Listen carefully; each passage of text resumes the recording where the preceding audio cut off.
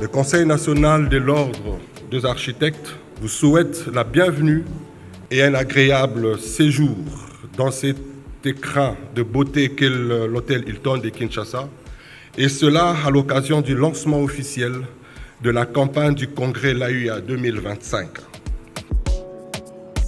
À présent, mesdames et messieurs, j'aimerais nous inviter à accueillir à ce lutrin, sous des ovations, le président de l'AUA, M. Donatien Kassayet Kaloumé.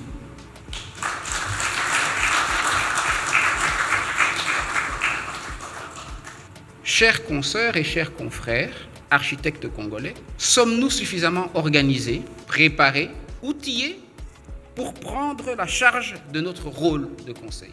Ces questions ont été posées et contextualisées pour la circonstance. Mais ce sont les mêmes questions que nous pourrions adresser aux différents gouvernements des 43 pays africains qui constituent notre organisation continentale.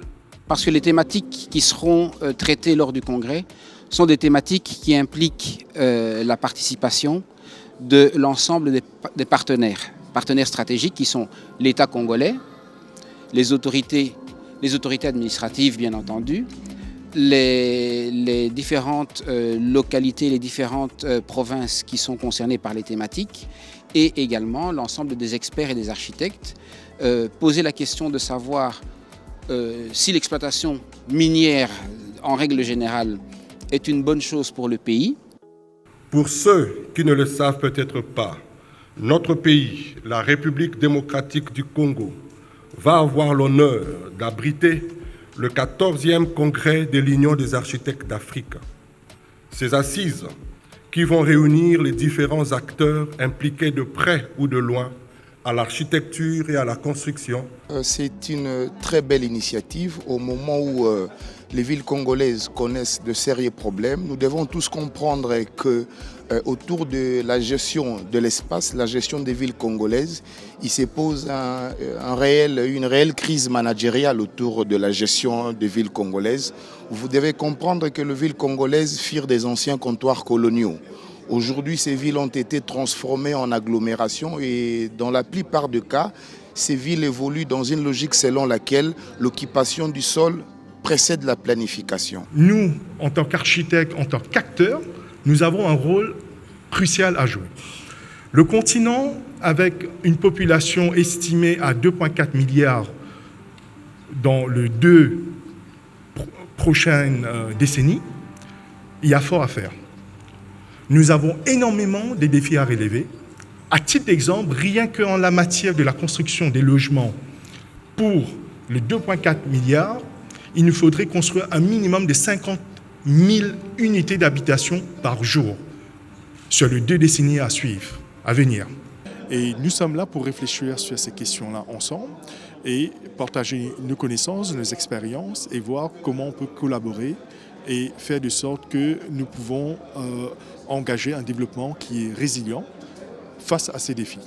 Alors, nous avons différents membres de la presse présents ici.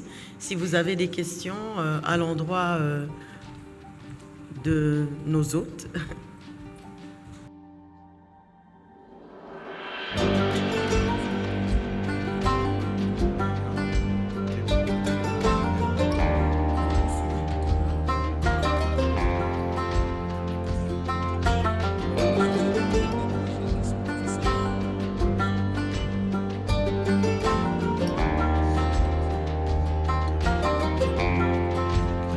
Et nous recommandons à ce que l'autorité puisse repositionner l'architecte, repositionner l'urbaniste dans la sphère décisionnelle en matière d'aménagement et d'organisation spatiale.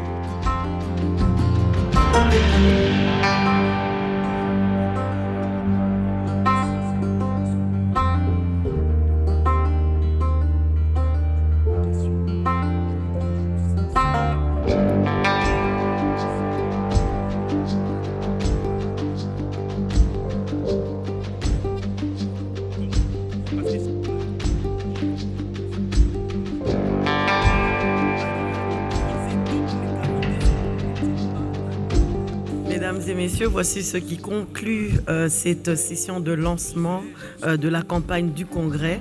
Nous vous remercions d'avoir participé si nombreux à cette session. Merci beaucoup d'avoir participé. Excellente fin de journée à tous.